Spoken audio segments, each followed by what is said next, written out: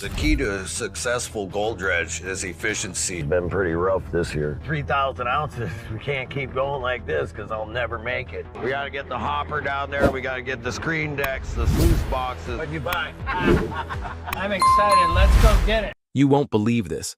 Pomrenke just rebuilt an $800,000 dredge and struck the kind of gold nobody thought was reachable. On its very first night, he dug deeper than anyone ever has, hitting a rich clay layer that left even Dave speechless. And hey, if you enjoy seeing crazy gambles like this pay off, make sure you hit that subscribe button so you never miss an update. That was just the beginning of what could be the biggest gamble of his life. The Myrtle Irene, once a rusted-out wreck, now ran like a war machine through the seafloor, dragging up thick pay dirt no other rig could touch.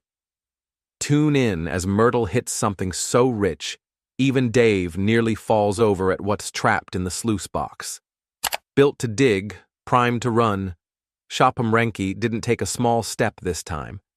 He took a giant leap and threw nearly every dollar he could borrow into one massive gamble.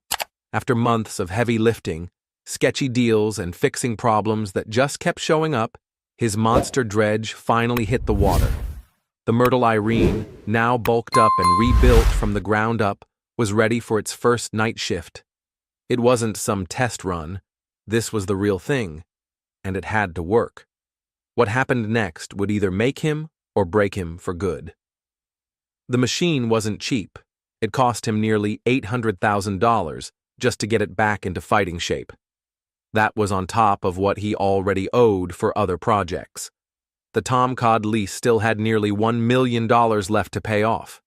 Add to that a $1.5 million handshake deal with his dad to buy out the family business. A simple 5-page contract, but a huge weight on his shoulders. But the Myrtle wasn't just rebuilt, it was transformed. Shawn dropped the wash plant down to make it easier for the excavator to dig. He added a second sluice box to make sure none of the fine gold slipped through the cracks. Every part of that dredge had been touched, tightened, and tested, from the pumps to the buckets. It was all built with one thing in mind: pull as much gold from the sea as humanly possible. First night out, they headed to one of Shawn's old hot spots, a place others had scratched but never really dug deep. The Myrtle could go past 30 feet. That's where the real gold was, deeper than anyone else could reach. It was the kind of spot that could make a bad season look good in just a few days. They pulled up, lined everything up, and fired up the pumps. The crew stood by, waiting. The sound of diesel engines and rushing water filled the night. Shawn stayed sharp. No champagne, no high fives, just focus. That first scoop hit the bottom and came up full of chunky cobble. Not just any cobble, the kind that told you something better might be hiding just underneath. Minutes turned to hours. The machine kept digging. The night was cold, but the dredge was hot. As the bucket pulled up thick layers of clay, Shawn could hardly hold still. That was the layer he had dreamed of reaching, that heavy, sticky, gold-holding clay. Myrtle chewed through it like it was nothing. One scoop at a time, gold started showing up. Both sluice boxes ran steady. Water pushed pay dirt through thick mats. The crew didn't need anyone to tell them what was happening. They saw the signs, the way the water flowed, the sound of the gravel, the shine in the box. It was real. The Myrtle had never seen the ocean before this night. It had never been tested under pressure. Most builds like this?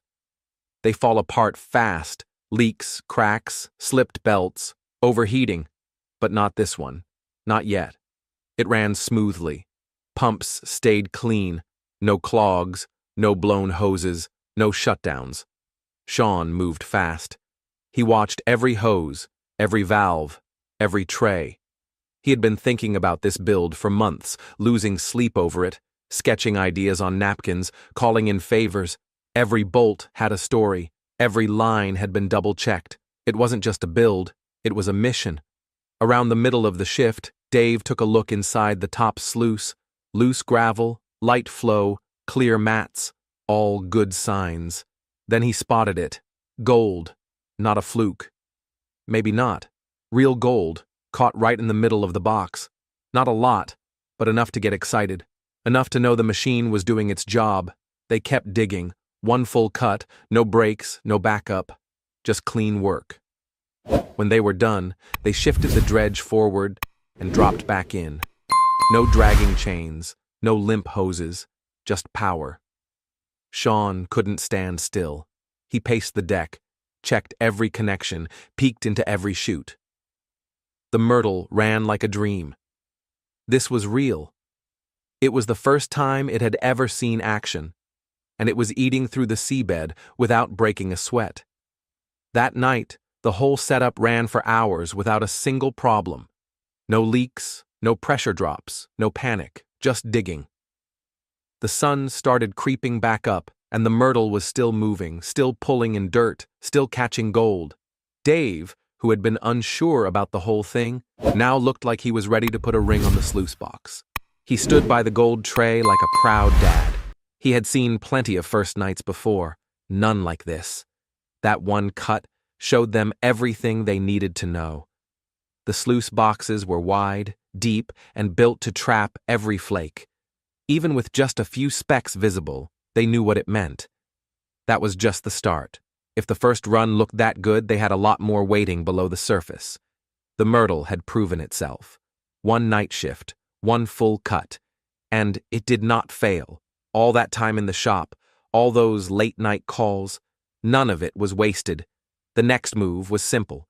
Pull the spuds, shift position, drop back in, keep going. This wasn't luck, this was hard work, the kind most people don't see. Welding at 2 a.m., wrenching in the rain, sketching on the back of crates, Shawn had rebuilt the Myrtle into something dangerous, something strong, something fast, and it ran, on the first night, on the first dig, on the first full cut. Now the crew knew, the machine worked, the design worked, the dream was real, they were digging, they were catching gold, and they weren't going to stop. That night, deep under dark skies and pounding water, the Myrtle started something big. Pomrenke stood on the deck of his rebuilt dredge, water spraying, dirt flying, gold catching. One night in, and the machine was already doing what it was built to do: dig, catch, repeat. But a successful first night doesn't guarantee a smooth season, because Pomrenke's biggest gamble was still looming on the horizon. No loans, no lifelines, just gold. 2 miles off the coast, the pressure was rising. The season was shaping up to be massive, and Shaw wasn't just dipping his toes, he was knee-deep. This winter, he didn't just sit back and ride out the freeze. He made a move, a huge one. He picked up a gold claim that stretched across 1,000 acres. The name, Tom Cod. Price tag, over $1.5 million. And that kind of deal doesn't come with a grace period. There's a payment coming due, and fast. If it doesn't land on time, that ground goes right back to its last owner, ready to be resold. The plan to keep it is split 3 ways. First up, run the Christine Rose from dawn to dark, and through the night. No shortcuts. Just haul as much pay dirt out of the seabed as possible. The gold market is running hot, and there's no better time to cash in. The Tom Cod isn't just big, it's proven. And that's where the winter work shines. All season long, drill logs were collected. These logs point to something buried deep, a lost riverbed that cuts through the claim like a hidden highway. Packed inside, layers of chunky yellow metal. One drill hole punched out over 900 grams of the good stuff. That kind of reading turns heads. And if it tracks the way it looks, this stretch of ground could be one of the richest in the region. But there's a catch. The Christine Rose's arm only reaches 19 feet. That ancient riverbed, it's closer to 30, which means the only way to reach it is to find the dip, a spot where the riverbed rises just enough to fall into the dredge's range. Using beach markers and the old data, he's plotted a route. If the guess is right, the nozzle will touch pay dirt that hasn't been touched in who knows how long. The second part of the push is all about the inland mine, the one that's been run by the family for years. Now, the miner wants it all under his name. That means buying out the father and taking full control. No more shared decisions, no more waiting on anyone else's word. Just one operator running both sea and land. Owning the inland setup means steady gold, not as flashy but reliable, as the deep cuts offshore but stable, and right now, stability is gold too. The third move is bolder than the others. Sitting on shore near the edge of town is the Myrtle, a heavy-duty dredge with serious muscle. It's not running, just parked, but it belongs to Dave Young. For months now, the veteran miner's been driving past that rig, staring it down, thinking about what he could do with it. The vision is clear. Take over the dredge, make the fixes, run it hard, pull out more gold in 1 week than Christine Rose can manage in 3. On a good stretch, the Christine Rose might bring in $300,000 in gold. With the Myrtle tuned right, it could pull close to $1 million. That's the kind of leap that turns a risky season into a record-breaking one. The plan is to convince Dave to hand over the keys, at least in part. Let the veteran take charge, redesign it, rebuild what needs work, then go after the untouched ground with the biggest rig on the Bering Sea. Dave didn't slam the door. He asked for a plan, something real on paper. That leaves the door open just a crack. And for a man chasing down every ounce, a crack's enough to wedge a whole dream through. But nothing is free. Tom Cod still needs more payments. The inland mine won't buy itself. And the Myrtle, that's not even his yet. It's all tied together. If one piece falls, the rest wobble. That's why every move matters. Every bit of ground, every scoop, every hour. The gold has to come up fast, and it has to come up heavy.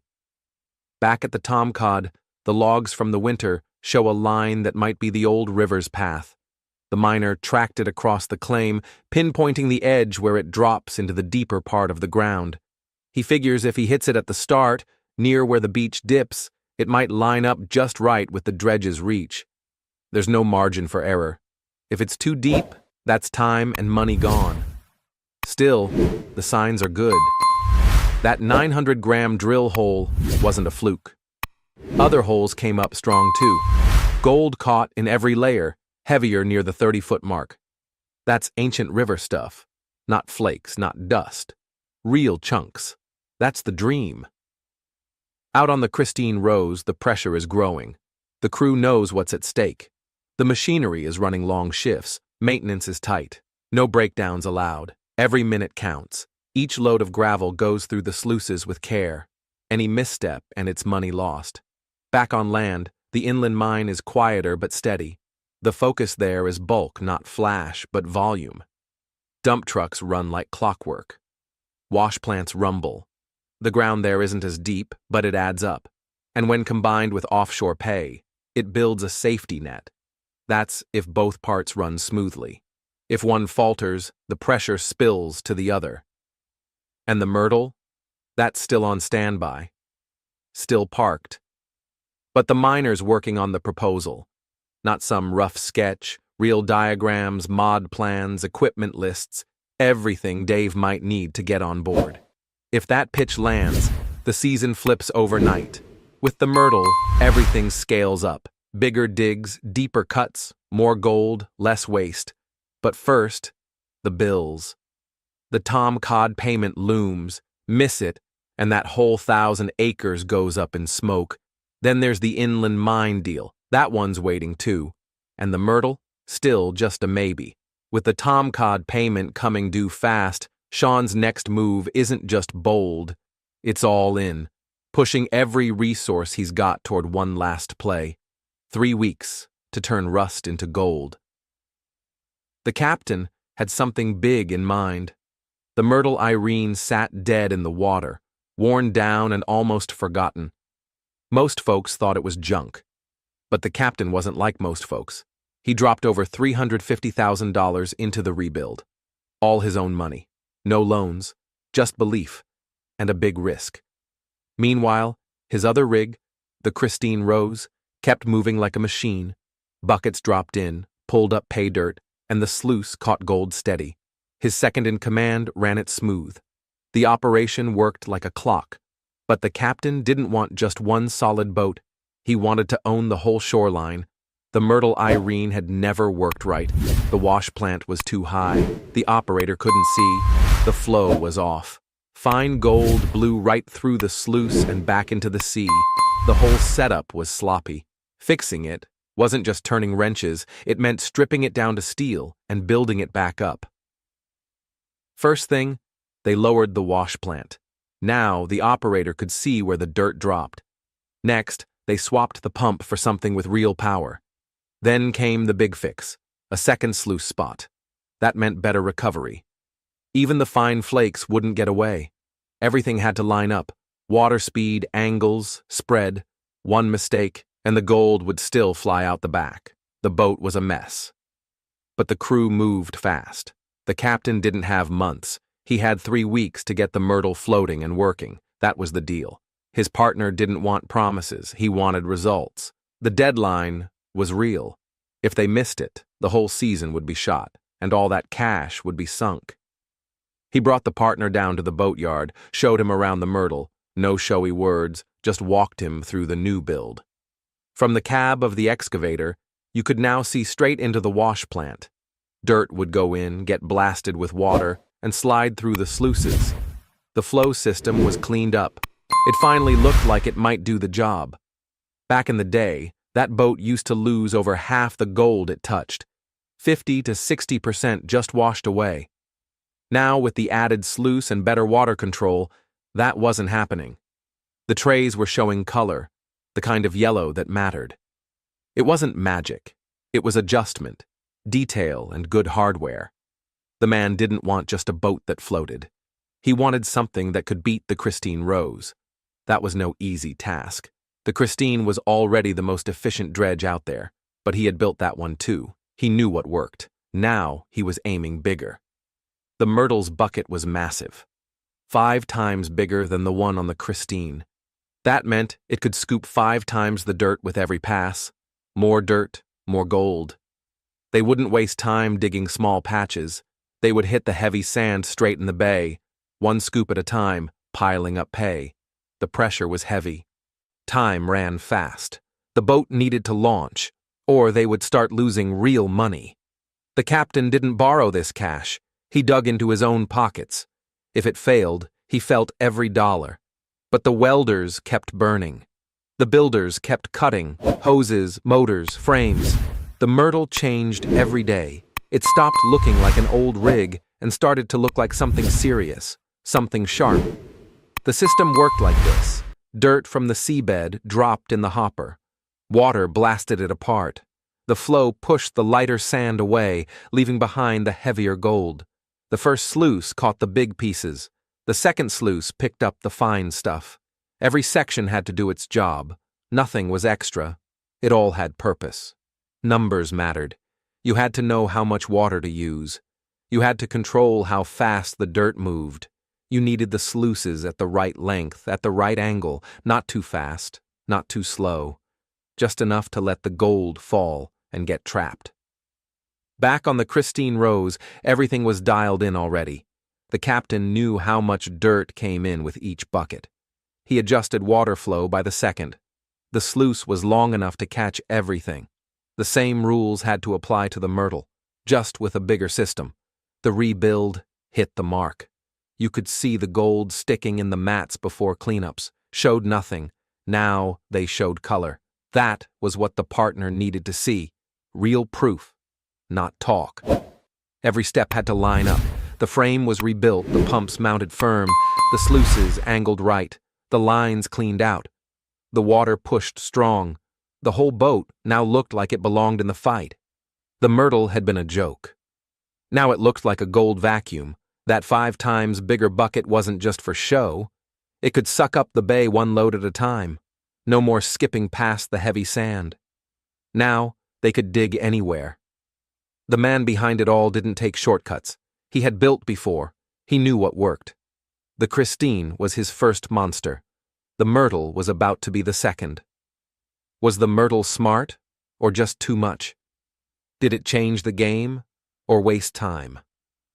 Like the video, drop a comment, and subscribe for more real mining stories.